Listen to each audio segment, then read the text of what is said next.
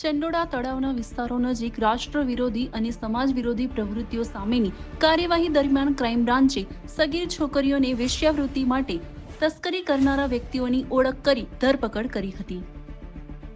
ત્યારબાદ combing operation દરમિયાન 50 ગેરકાયદેસર ઇમિગ્રન્ટ્સની અટકાયત કરવામાં આવી હતી। તે 50 ગેરકાયદેસર ઇમિગ્રન્ટ્સમાંથી 15 ઇમિગ્રન્ટ્સ અને એક સગીર બાળકને સફળતાપૂર્વક દેશ નિકાલ કરવામાં આવ્યો છે। અન્ય લોકોના દેશ નિકાલની વાત કરીએ તો કાનૂની પ્રક્રિયા ચાલુ છે।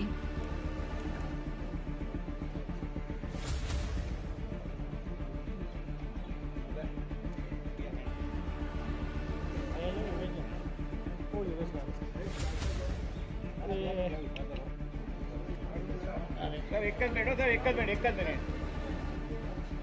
ऊपर है।